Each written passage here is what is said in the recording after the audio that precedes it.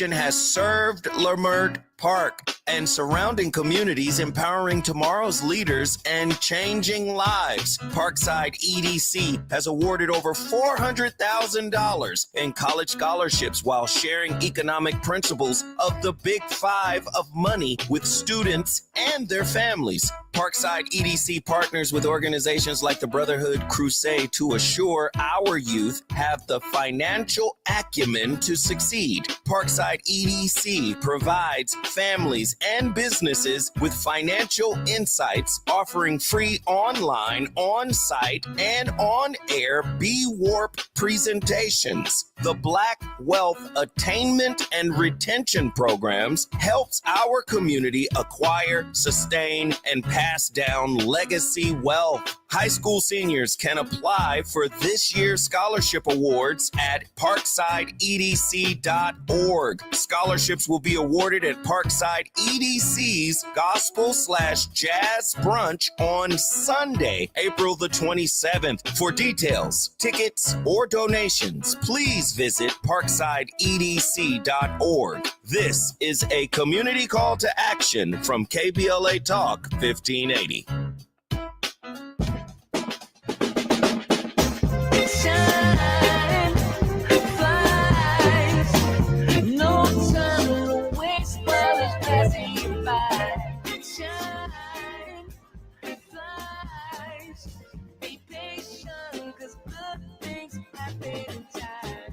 We gon' get it right.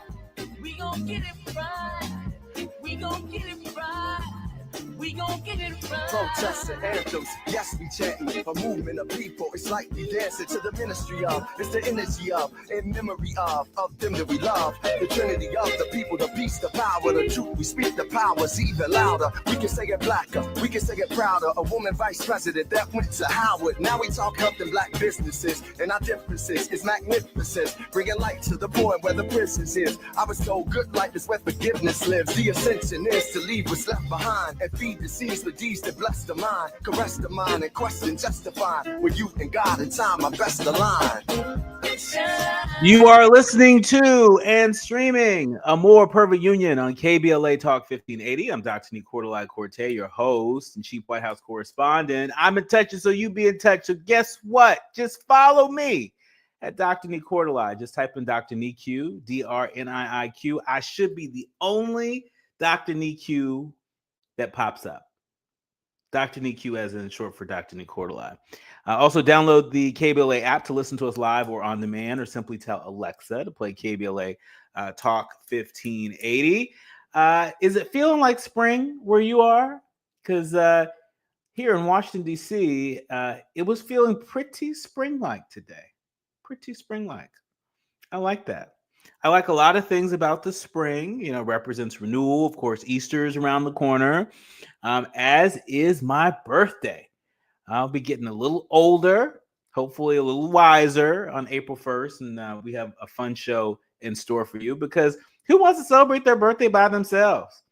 Somebody said to me, they said, "Oh, you're going to take your day off? You're going to take the day off for your birthday?" No. Well, not completely. I want to share my birthday with each and every one of you. We're a community of leaders, learners, and listeners.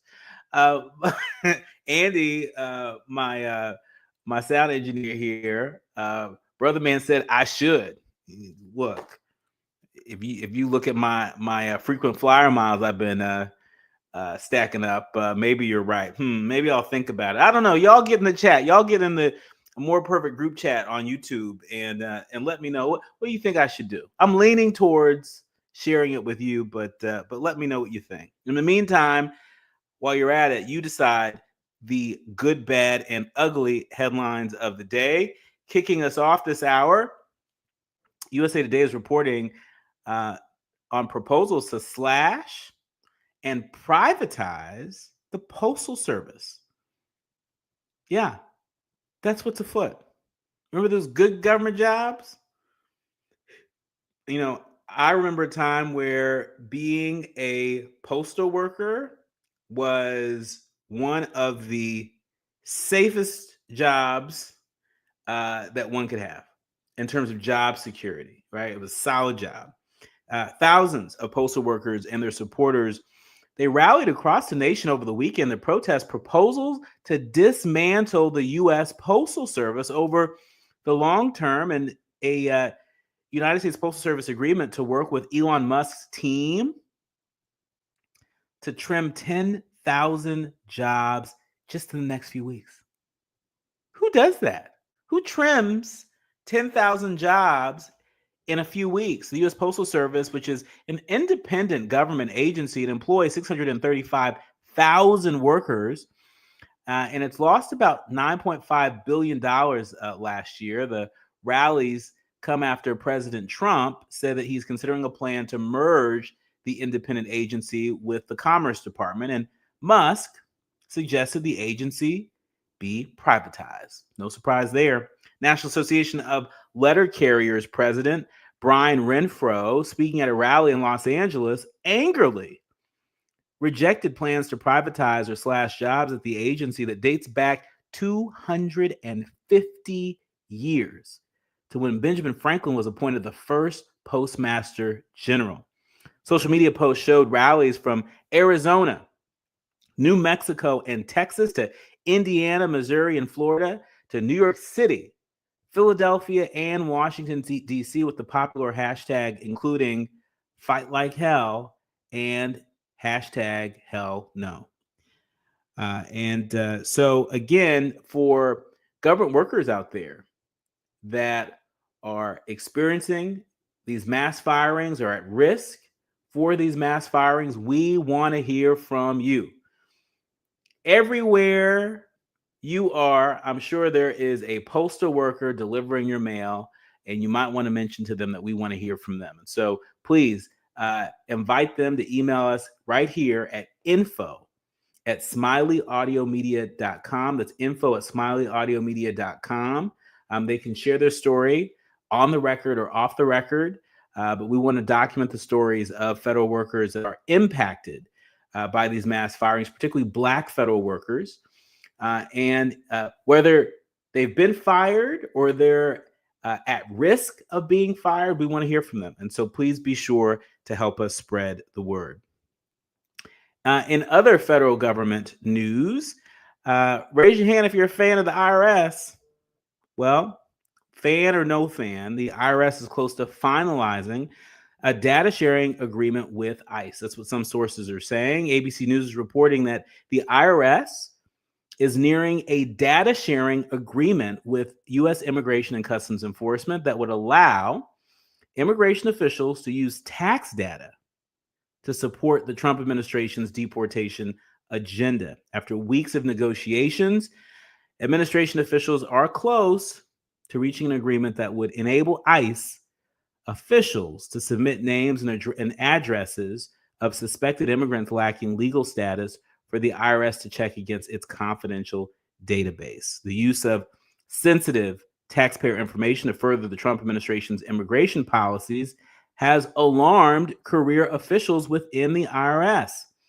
You see, Section 6103 of the Federal Tax Code, it requires the IRS to keep individual taxpayer information confidential with certain limited exceptions, which include law enforcement agencies for investigation and prosecution of non-tax criminal laws with approval from the court.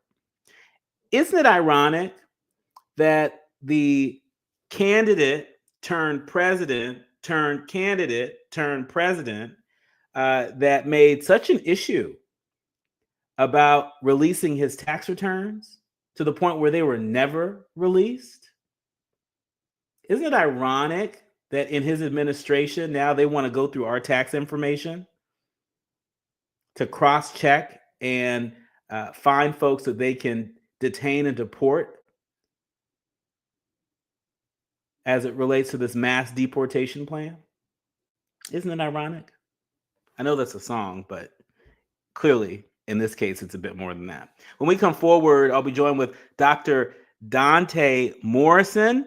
He has a new book out that I can't wait to share with each and every one of you. It's called Faithful and Forgotten, Navigating Race, Sexuality, and Belonging in the Black Church. You don't want to miss this. More when we come forward. You are listening to and streaming A More Perfect Union on KBLA Talk 1580.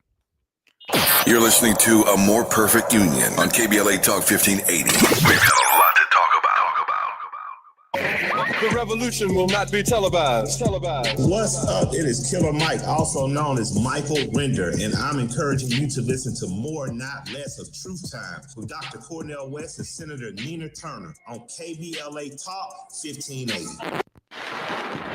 Texting privacy policy and terms and conditions posted at textplan.us. Texting rules for recurring automated text marketing messages. Message and data rates may apply. Reply stop, opt out. Individual results may vary. Consult a doctor prior to use. If you've struggled to lose weight in the past, this important message is for you because you could lose as much as 50 pounds or more with Zelfie. Zelfie makes it easy and affordable to get weight loss treatment 100% online. Zelfie providers can prescribe FDA-approved GLP-1 weight loss medications clinically shown to help people lose weight like Wegovy, Zepbound, and others. Plus, help get the medication covered by insurance so it's as little as $0 a month. The doctors are super helpful, and the meds have been a game changer. It's the first program I've had success with. Before Zelfie, I was unable to lose weight, even though I was eating healthy and exercising 6 days a week. Zelfie helped me not only lose weight, but I feel so much better. Text GOAL to 200-300 to get started today with Zelfie and see if weight loss medications like Wegovy or Zepbound are right for you. Don't wait. Text now for a link to your exclusive offer. Text GOAL to 200-300. That's GOAL to 200-300. GOAL to 200-300. KBLA Talk 1580. We've got a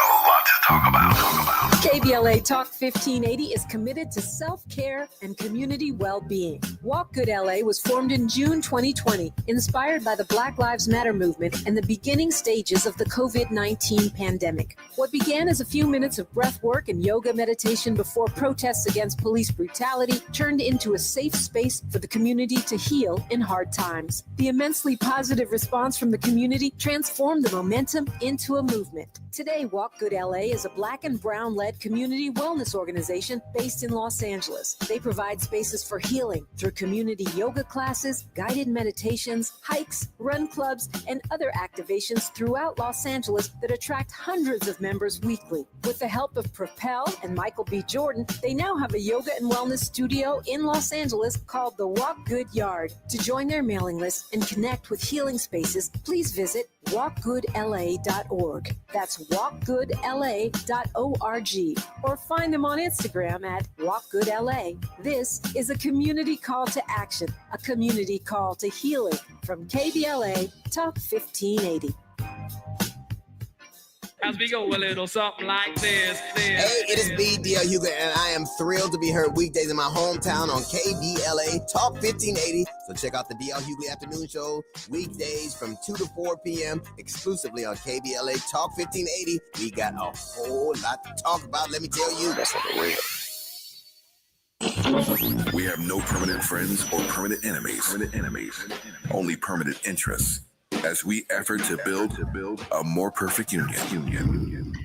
You are listening to and streaming A More Perfect Union on KBLA Talk 15. What are you listening to? What are you doing? I was bobbing off of the commercial. I'm the West Coast when I met you last. I'm from the West Coast too. You can't sit still on they dog. Anyway, you are listening to and streaming A More Perfect Union on KBLA Talk 1580. I'm Dr. Nii-Quartelai Corte. He's Dr. Donta Morrison, author of Faithful and Forgotten, Navigating Race, Sexuality, and Belonging in Black America. You can get it now on Amazon.com. You can get it in hard copy, paperback, Kindle. It is an important read. And Donta, it's not lost on me that your book is coming out in a time such as this. In our first hour, we were talking to Brian Bond, the national CEO of PFLAG. And in preparation for that conversation, I was reminded of just sort of the history of progress that's been hard fought. And when I talk about progress, it's not just the kind of progress to change laws, but it's the progress that has been necessary in changing hearts and minds. And your book, Faithful and Forgotten, it strikes me as being a tool in a time such as this to help soften the hearts and minds of people that are going to be needed in order to get to the other side of what is happening in our country. Spot on. That is spot on. The purpose of the book, the reason why I wrote it. And you're right. The timing is now.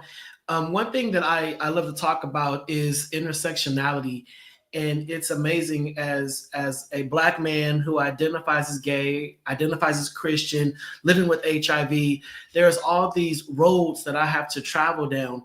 But at the end of the day, how can I battle everything inclusively without having to deny parts of myself to fit into a certain population? It was something where we have so many things we're boycotting nowadays. And as a Black man, I'm like, okay, cool. Yeah, I can ride with y'all on that. But then a part of me is like, but where were y'all when the gay stuff was the source of contention, forgetting that I also identify as gay? And it's like, how do we battle and how do we go down those roads towards inclusivity when there's still so much division? And I think my book is really talking about the importance of, one, the Black church, because I'm hitting that piece, because the Black church is the centerpiece of the Black community. Whether people want to acknowledge it or not, the Black church is the core. It is where a lot of people get their moral values, their understandings, how they want to navigate life. But if the Black church is also a source of discord and trauma, we need to talk about that as well.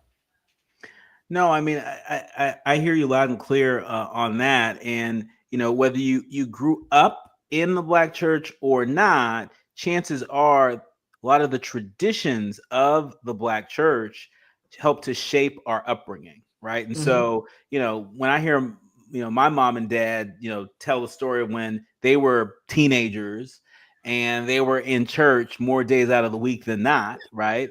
Right. Well, that wasn't my experience growing up, right? You know, we knew the Lord in my house, right? But you better. That's right, you better.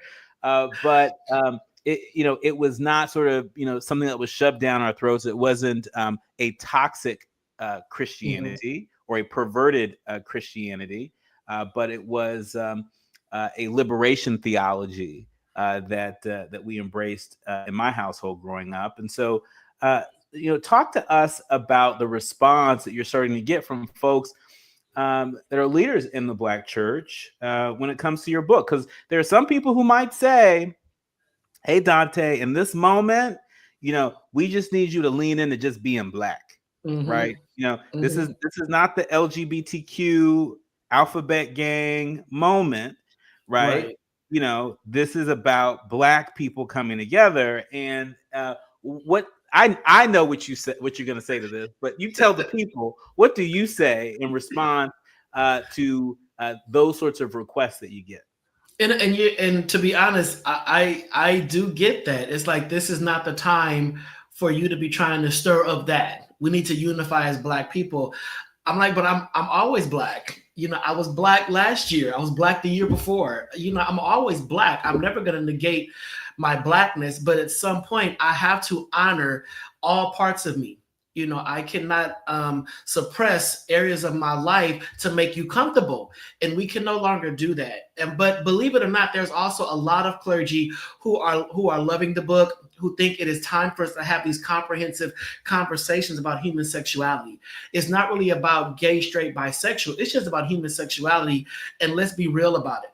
You know, it's a lot of people out there doing whatever they may be doing within the bedroom, which is none of my concern.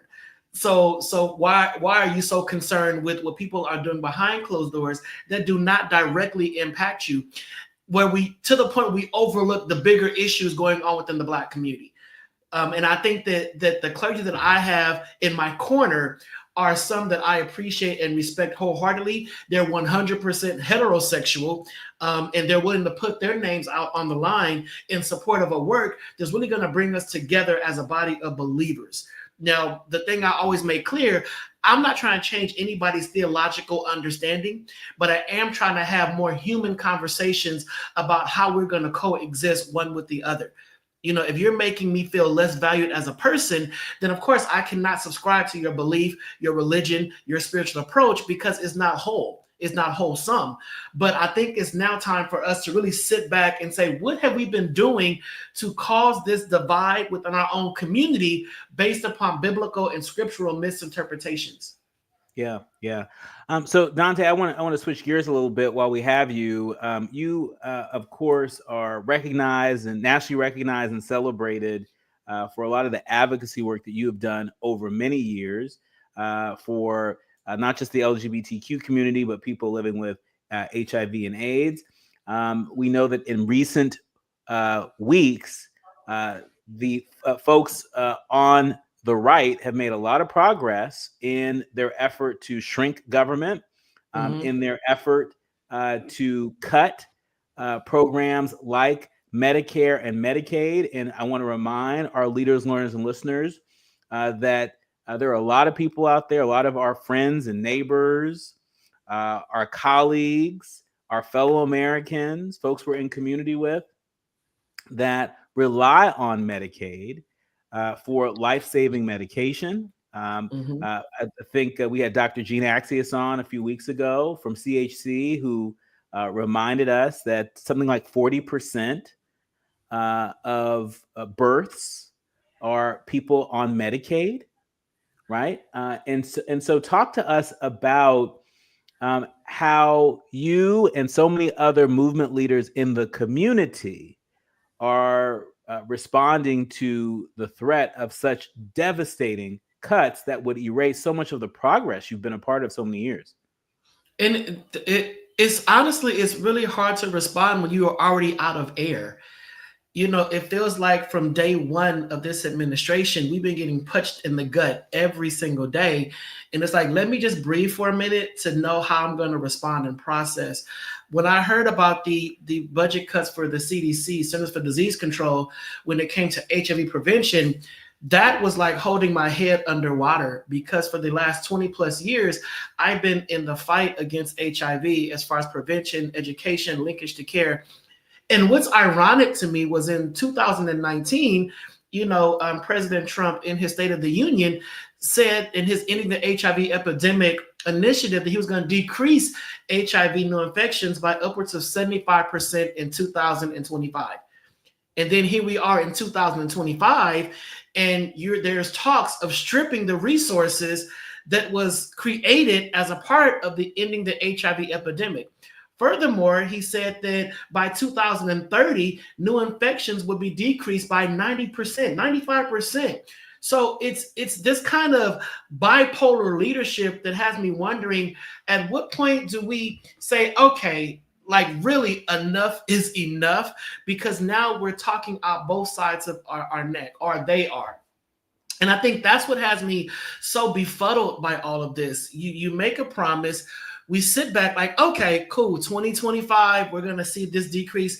And to be quite honest, over the years, we did see a decrease in new infections because of all the advancements in HIV prevention, HIV research, HIV studying, whatnot. We saw a decrease because of PrEP, biomedical prevention. All that has come to the surface. But now you're saying out of nowhere, we're going to gut the Centers for Disease Control, which is basically 90% of the efforts towards HIV prevention comes from the CDC.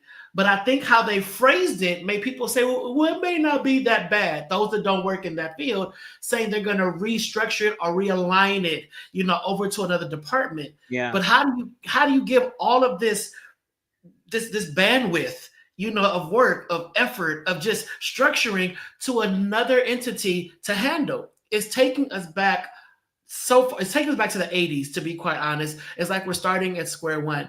And if we lose these kind of monies that's going towards HIV prevention, we will definitely, without a doubt, see an increase in new infections. We're going to see people who are living with HIV unable to access care services. Those people are going to possibly succumb to complications of having the virus or become deathly ill. We're just in for it. And I think that the problem is we have so many different things going on. People don't know what to really focus on in the moment. Because I can focus on, no, we cannot defund the CDC. But then on this side, the department, like I said, intersectionality, but DEI over here is happening. HBCUs is happening right here. I'm a veteran. Our resources are getting cut over here. They have us in a head spin. We don't know where to even land to start the fight.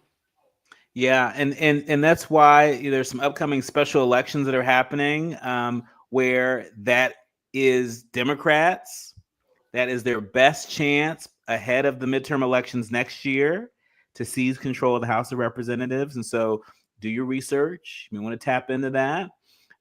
It's always good to not just call your elected offices to let them know that you're concerned about this, but it's also good to go out to these town halls and make your voice heard. I want people to feel empowered and not succumb to the paralysis that is quite possible, because this is all very overwhelming. Dr. Dante, in our remaining minutes, I want to invite you as an author that has birthed this work, Faithful and Forgotten, Navigating Race, Sexuality, and Belonging in the Black Church. What's your hope? What's your greatest hope for this book that I have no doubt will be a very important tool in helping to facilitate healing in a time like this? My one main hope is that for anyone who has experienced faith-based sexual exclusion at the hands of the Black church can grab my book, and read it and basically feel heard and feel seen, and to know that there are others out there like them on the scholarly level that is really trying to combat this and bring in some awareness of the behavior, awareness of the outcomes of faith-based sexual exclusion. Also to encourage those clergy members who have the voice in the pulpit to realize that their words can kill. Like I said, I'm not trying to change anybody's theological understanding, but I am trying to humanize our approach to human sexuality so that we can all coexist within the same space and worship the same God that we all love. So that is my biggest takeaway, to let someone who has experienced that feel like, okay, I can overcome, I can deal, all is not lost, God still loves me. And then flip it on the other side to say, yeah, maybe my words are a little too curt. I don't have to agree, but I do still have to operate within the pretenses of the God that I subscribe to, which is the God of love. That's right. Amen. Double click on that. Our thanks to Dr. Donta Morrison. Again, his book, it's called Faithful and Forgotten, Navigating Race, Sexuality, and Belonging in the Black Church. Go get it now on Amazon.com. Thank you, Dr. Donta. Thank you. I appreciate you. Appreciate you too. You're listening to and streaming A More Perfect Union on KBLA Talk 1580. More health talk when we come forward with Dr. Reema. If you're looking to be engaged, enlightened, and empowered about issues related to national politics, elections, identity, culture change, and social justice, you tuned into the right place. A More Perfect Union continues when we come forward.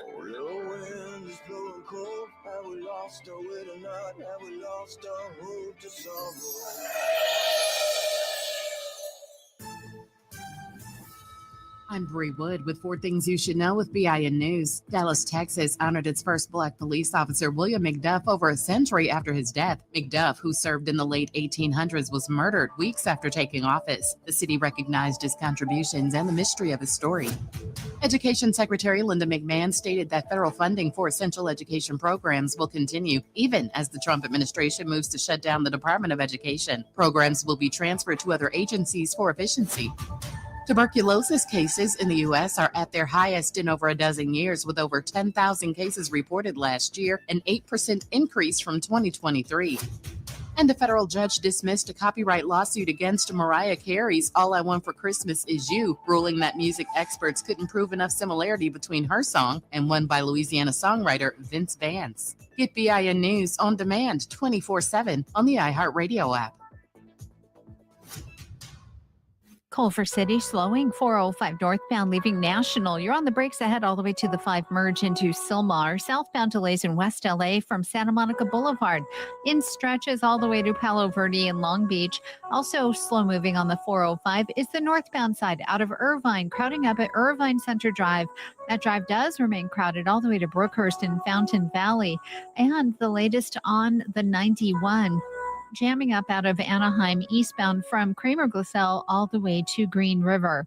The Crohn's and Colitis Foundation has been at the forefront of inflammatory bowel disease research and care for over 50 years. Learn more about research, education, and support at Crohn'sColitisFoundation.org. KBLA.org. This is the KBLA Sports Minute with Ray Richardson. Tonight is the final home game at the Galen Center for the USC women's basketball team. USC plays Mississippi State for the right to advance to the Sweet 16 in the NCAA tournament. It's another chance for the nation to see USC star Juju Watkins. The sophomore from Compton is the front runner for National Player of the Year honors. Watkins, a two-time first-team All-American, is the nation's second leading scorer behind Florida State guard Taniyah Watson. Watkins is averaging 24.6 points, 3.5 assists, and 2.2 steals. 7 p.m. tip-off tonight. If you don't have a ticket, you can catch the game live on ESPN. If USC wins, they will play Kansas State on Saturday in Spokane, Washington. Something to keep on your radar. If USC and UCLA win their region, they will play each other for the fourth time this season in one of the semifinals at the Final Four in Tampa on April 4th. No debates, no speculation, just the info you need. That's your KBLA Sports Minute. I'm Ray Richardson on KBLA Talk 1580. Hey, this is Zoe Williams, the voice of reason, and for over 20 years, Parkside Economic Development Corporation has served Leimert Park and surrounding communities, empowering tomorrow's leaders and changing lives. Parkside EDC has awarded over $400,000 in college scholarships while sharing economic principles of the Big Five of money with students and their families. Parkside EDC partners with organizations like the Brotherhood Crusade to assure our youth have the financial acumen to succeed. Parkside EDC provides families and businesses with financial insights, offering free online, on-site, and on-air B-Warp presentations. The Black Wealth Attainment and Retention Programs helps our community acquire, sustain, and pass down legacy wealth. High school seniors can apply for this year's scholarship awards at parksideedc.org. Scholarships will be awarded at Parkside EDC's Gospel/Jazz Brunch on Sunday, April the 27th. For details, tickets, or donations, please visit parksideedc.org. This is a community call to action from KBLA Talk 1580. KBLA Talk 1580. We've got a lot to talk about. KBLA Talk 1580 reminds you, when we fight, we win. The Youth Justice Coalition is challenging America's addiction to incarceration and discrimination. YJC works to dismantle policies leading to mass incarceration, law enforcement violence, and the school-to-prison pipeline. Their approach? Transformative justice, community intervention, free LA high school, legal defense, and system monitoring. YJC promotes safety without relying on prisons. Their goal? Prevent system contact and help people exit the system through direct action, advocacy, and education. Want to get involved or need help? Call 323-235-4243. That's 323-235-4243. Join YJC in creating change. When we fight, we win. KBLA Talk 1580, your voice for justice. This is a community call to action from KBLA Talk 1580. Hit me! National News The Consequence. Informed opinion. And analysis beyond the headlines. You're listening to A More Perfect Union on KBLA Talk 1580. You are listening to and streaming A More Perfect Union on KBLA Talk 1580. I'm Dr. Nii-Quartelai Corte, and delighted to switch gears a little bit. We were talking a little bit about the landscape for those living with HIV and AIDS, given some of the potential, highly likely, some might say, cuts to programs like Medicaid, programs that so many of our friends and neighbors and colleagues and family members depend on. But you know who else may be impacted? Folks living with asthma. And there are a lot of folks living with asthma in the Black community. Here to help us unpack this and more, Dr. Reema Dirks, who is the Senior Medical Science Liaison for Inflammation over at Amgen U.S. Medical Affairs. Welcome, Reema. Hello, Dr. Nee. It's an honor to be here. Well, it's an honor to have you join us here by phone. Listen, there there are a lot of folks out there living with asthma. My husband being one of them, living with asthma, and for most people, it's pretty manageable because we've learned so much more about asthma than we did 30 years ago. No. I mean, we have learned quite a bit. The body of evidence is continually growing, but unfortunately, we do have some pretty grim statistics that we can certainly get into if you're interested. By all means. Within the Black community. So Black Americans are 1.5 times more likely to have asthma. Black Americans are 5 times more likely to visit the emergency room due to their asthma. Black Americans are 3 times more likely to die from asthma. And when sex is factored in, Black women have the highest rates of death due to asthma. So again, sadly, these statistics are awful. And if you look at the statistics in Black children, they're even worse. Yikes, yikes, yikes. And so talk to us about the state of asthma in Black communities. I mean, obviously you've just given us some pretty sobering statistics, but where is there room for optimism? Where is there room for hope? Yeah, we if I could just talk about the why, because I think, we can talk about statistics. And I think it's important to really address the why questions as well. We know there are differences in asthma rates, ER visits, and deaths that are really tightly connected with social factors. So, education, neighborhood and physical environment, like basically where you live, your zip code, structural factors, the segregation, discriminatory policies, systemic racism, environmental factors, biological factors. And then we can also easily include barriers in here too. Folks, especially in the Black community, have a high level of chronic stress, acute exposures to violence, which can make asthma worse and really get in the way of adherence to therapy. You also have competing family priorities. If you don't have access to food or you're housing insecure, probably treating your asthma is going to fall a little lower on that list. Mm-hmm. So, thinking about all these things, I find it really overwhelming, but I believe in the power of critical hope. And as the saying goes, how do you eat an elephant? One bite at a time.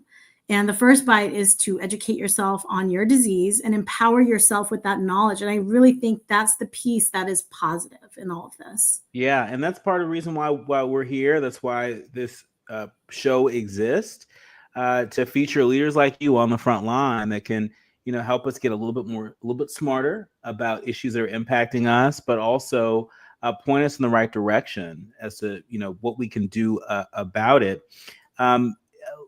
I was really taken by something you just said about the connection between asthma and violence, and also the connection between asthma and being housing secure. And it seems pretty obvious, but I don't think, we pause long enough to consider that for people that are unhoused, right? It's probably hard to stay on whatever therapeutics they're using, whatever regimen they're using in order to manage their asthma.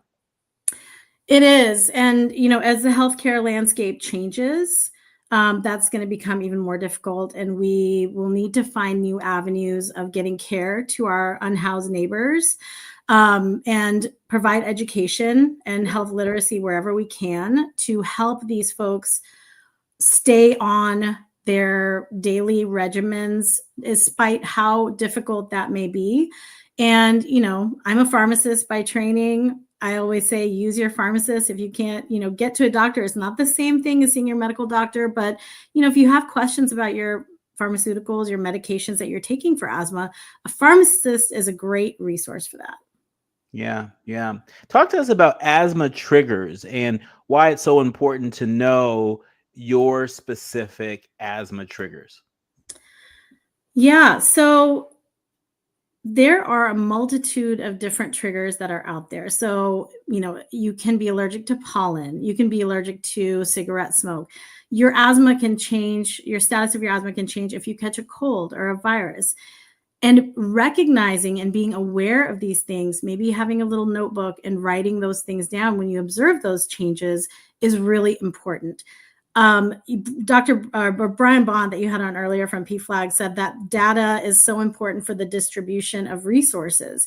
And I thought, wow, that really applies in this case too. Data, collecting data on yourself is one of the most powerful things that you can do, because you can actually take all of that, distill it down, provide it to your healthcare provider so you can get the best care that you need. You know, and I always like to say on air and off air, no data, no justice, right? And That's so right. data isn't just what's in Excel spreadsheets. That's right. Data is not just, you know, the MailChimp survey or the Survey Monkey, right? Data is, it's having your little notebook, right? That's right. And it's writing down when you've eaten something and it's giving you a rash, or you've, you know, been in an environment and you've discovered that, you know, your breathing is a little bit more labored, right? All of these things make a difference, you know, and lifestyle changes also make a difference when it comes to managing your asthma, no? It can. And again, it goes back to knowing your triggers. So if you're, you know, living in an area that is wooded, highly wooded, and you're allergic to oak trees, change your route. You know, get that exercise, talk to your doctor to make sure that's okay. But get that exercise. Lifestyle factors such as smoking. I always say that that's one of the biggest changes for your health that you can make. It's not easy, but there are lots of resources and free support that's out there to help you quit smoking. Again, it's great for your lungs. It's great for your heart. Those are two things that you can do. Again, the data piece is also really important to manage your triggers and take note of those to help you adjust your lifestyle. Yeah. No, these are all great things. They're all great things. When we come forward, I want to ask you how folks living with asthma know that their asthma is under control. Because I think there are a number of people out there who may think it's under control or who may not be taking it seriously and should. And then what's the action plan? Because it's great to have this information, but how do we take it and put it into action? I have a feeling you know exactly how we can do that. More with Dr. Reema Dirks, Senior Medical Science Liaison for Amgen. When we come forward, you're listening to and streaming A More Perfect Union on KBLA Talk 1580. Striving to make America a nation as good as its promise. This is A More Perfect Union on KBLA Talk 1580. We've got a lot to talk about. They say the hardest part of getting something done is getting started. Well, we did that 30 years ago when California first took on the tobacco industry. Now, smoking is down 60%, lung cancer 42%. A couple of our cities have already ended tobacco sales. A California without big tobacco isn't just possible, it's already happening. See our progress at undo.org. KBLA Talk 1580. We've got a lot to talk about. KBLA Talk 1580, connecting you with services and solutions. The Los Angeles Regional Food Bank is on a mission to fight hunger and provide nutritious food to those in need across our community. They partner with federal, state, and local programs advocating for better policies and funding for critical hunger relief programs like Cal Fresh, the Emergency Food Assistance Program, and the Child and Adult Care Food Program. The food bank works with coalitions and local representatives to make sure hunger is addressed in every district of LA County. They also run nutrition education campaigns, raise hunger awareness, and source nutritious food for distribution, all while supporting regulations that allow food pantries to operate safely. Want to help? Visit lafoodbank.org or call 323-234-3030 to volunteer or find a food bank near you. Together, we can ensure that no one goes hungry in Los Angeles County. This is a community call to action from KBLA Talk 1580. Hey there, Los Angeles. This is James Lucky Jr., publisher and editor of Los Angeles News Observer. Are you hungry for news that matters to you in the African-American communities of Los Angeles? Well, buckle up, because we got the scoop you've been craving. Stay in the know and never miss a beat with our free weekly publications conveniently available near you. Or hop on the digital wave and become an exclusive subscriber at OGNSC.com. Don't forget to join the party on Instagram and Twitter at OGNSCINC for behind-the-scenes access and sizzling updates. No more FOMO. Let's stay informed, connected, and empowered together.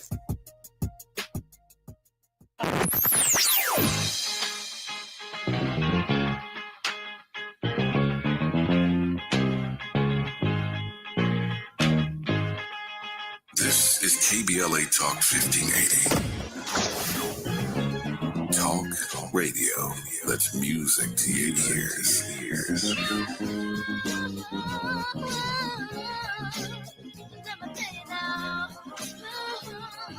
We're unapologetically progressive.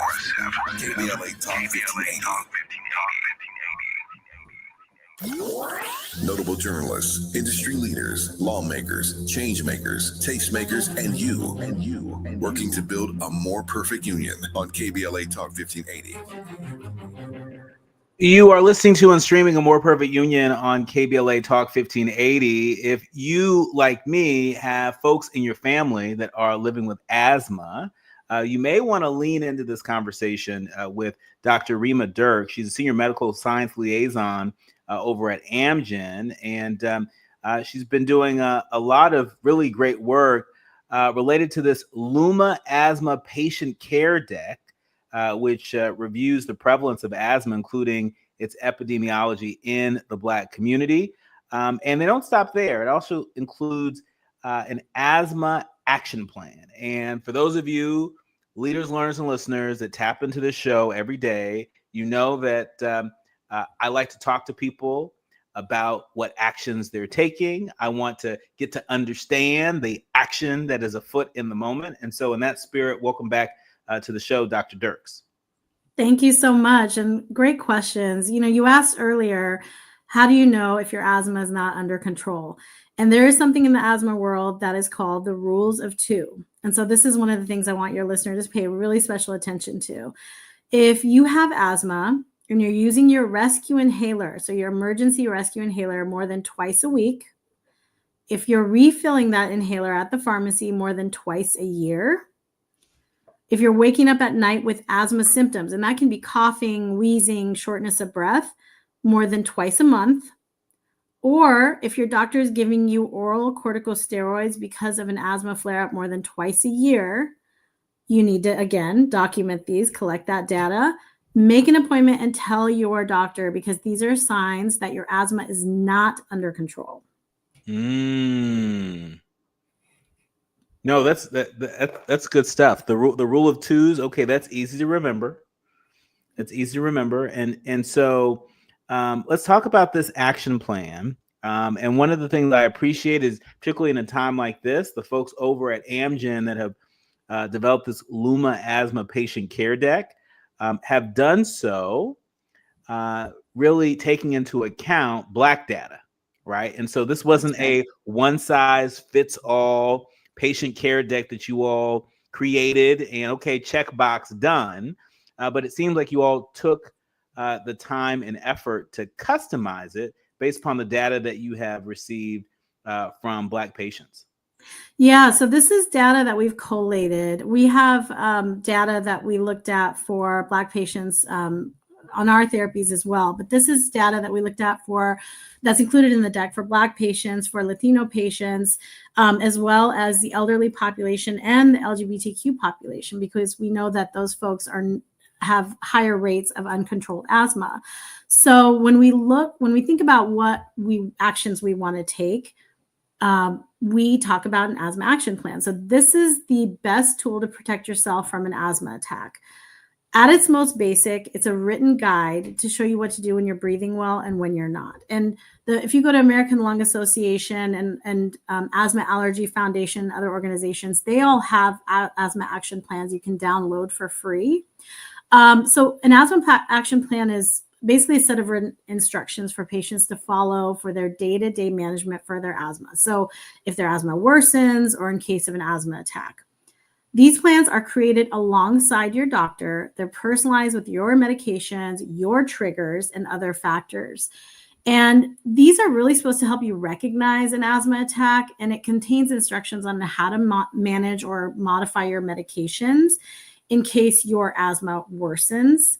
And it's really simple to use because it employs a 3-zone sort of traffic light scheme. So ranging from a green zone where you want to be 100% of the time. You have no signs, no symptoms, you're breathing really great, all the way to a red zone where you may need to modify your medication or even call 911. There's also a yellow zone in there as well. And that's sort of the watch out zone with instructions on how to modify your medications. There are, again, with the data, there are studies that show that people with an asthma action plan are less likely to have an asthma attack, have less severe attacks, fewer ER visits, and honestly, just less anxiety because they have a plan in place, which in itself is invaluable. And when you get this action plan, you give it to your workplace, school, family, and really work to empower the people around you to help you in case you need it. Yeah. No, I mean, this is a recurring theme that I'm hearing from a number of folks who have been guests on our show, particularly in recent weeks. You can spin the wheel on a number of issues that are impacting families and communities across the country. But having a plan is a really great tool to lessen that anxiety, bring that anxiety down, right? Part of what feeds our anxiety is not having any idea on what the next step might be, not having any idea what we might do. And so whether we're talking about, folks who were in harm's way during, the height of the LA wildfires, right? Mm-hmm. Who had never contemplated, I guess I have to put together a go bag. And, what's the plan in terms of where we go as a family if we have to evacuate? The same is true as it relates to asthma, right? Create a plan, and you can go to luma-edu.com for some tip, tools, and resources there. I think people can begin to start their plan there. Is that right, Doctor? Yeah, you can actually download an asthma journal that's going to help you actually track your triggers. It can give you all kinds of resources on there as well, a little bit of education and a little bit of data. You can also even, graph your lung function and et cetera, if you wish. But there are resources on there in English and in Spanish. We even have one resource in Chinese. You can also reach out to contact someone to come and give a presentation to your place of worship, book club, walking club, what have you, and we will come live to do that. I think that's extraordinary. For free, so it's free. It makes it even better. That's right. That's right. And again, people, you can go to access this Luma Asthma Patient Care Deck.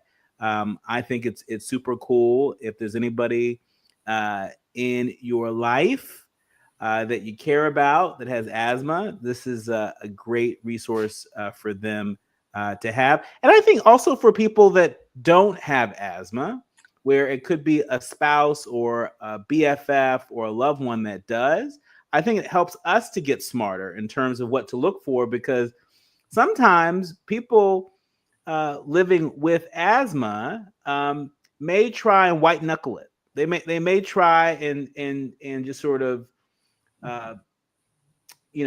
maintain their strong face when in fact, for following the rule of twos, as you just mentioned, they may not be doing as well as they think.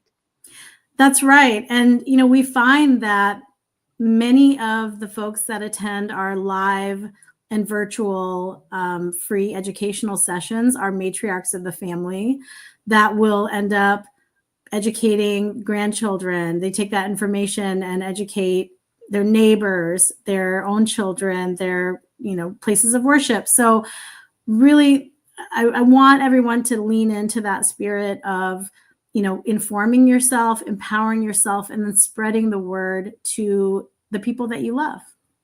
Well, thank you, Dr. Dirks, for all the great work that you and the team over at Amgen are doing to make our families and our communities healthier. Thank you so much, Dr. Nee. I appreciate it. Thank you so much. Please come back again soon. We really appreciate all the work that is afoot in terms of helping with our health and wellness. You heard from Dr. Donta Morrison earlier, and in the first hour, you heard from Brian Bond. We can't become a more perfect union if we're turning a blind eye to our health and wellness. And might I add, our health and wellness from the neck up and neck down. And so thank you, Dr. Dirks, for that. In our final moments with you, I want to remind you all about our campaign to amplify the stories of federal workers, particularly Black federal workers. If you know any, give them our email address, info@smileyAudiomedia.com. We want to hear from them. We've launched an initiative. It's called Fired But Not Forgotten, the Testimony Project, where we're collecting stories and we are extending invitations to some folks to join us on air to share their story. If you know somebody that has been fired or who is at risk of being fired, particularly Black federal workers, we want to hear from them. And so send us the email at info@smileyAudiomedia.com. You can also use the open mic feature on the KBLA app to share your story. We'll have to leave it there. My thanks to all of my guests today. Also, my thanks to all of you, our leaders, learners, and listeners. Can't do this without the village. Many thanks to our executive producer, Tavis Smiley, to our sound engineer, Andy, to our show producers, Faraji, Kim, and Art, and of course, each and every one of you. Remember, don't panic, organize. Do what you can from where you are with what you have. I'm Dr. Nii-Quartelai Corte, and you've been listening to and streaming A More Perfect Union on KBLA Talk 1580.